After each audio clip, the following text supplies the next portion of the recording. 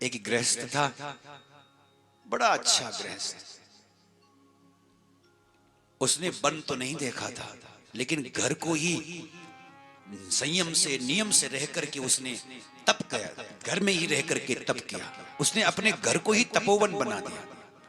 गृहस्थ सबसे बड़ा तपोवन है। अगर कोई तपना सीख ले, कोई उसमें अपने आप को साधना सीख ले, अपने आप को उसमें निखारना सीख ले, आहा,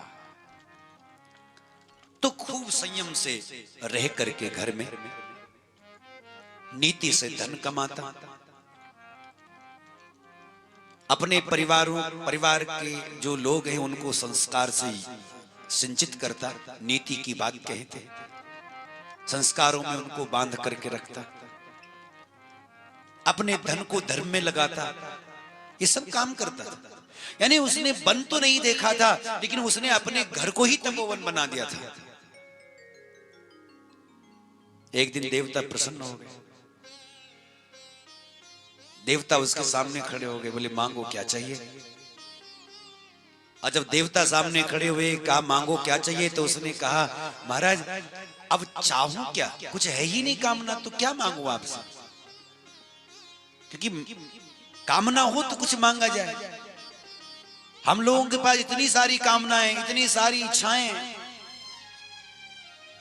इसलिए हमारी मांगे भी बहुत हों। अगर कोई मांगने के लिए कहे तो फिर हमारी लिस्ट कम नहीं होने वाली, हमारी लिस्ट बड़ी हो जाएगी, लंबी हो जाएगी।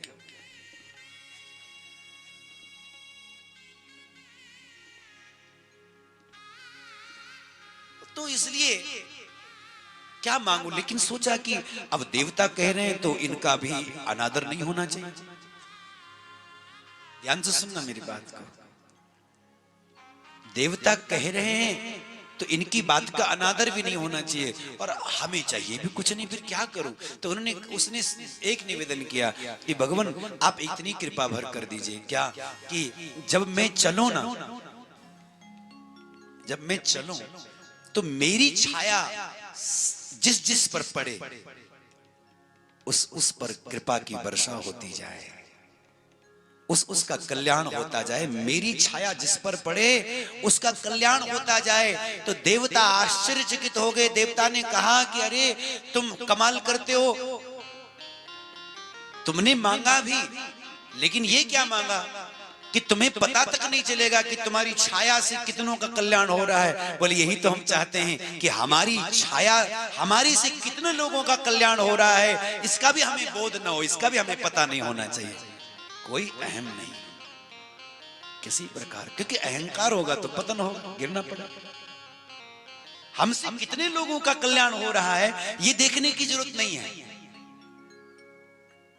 कितने लोग लाभ ले रहे हैं, फिर नहीं तो अहंकार जब बढ़ेगा तो फिर हम अपने गंतव्य से, अपने लक्ष्य से चूक जाएंगे, अपने मार्ग से च्युत हो जाएंगे।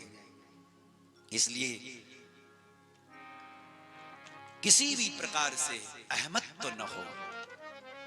सेवा का भी अहंकार आ सकता है कि भाई मैं सेवा कर रहा हूं,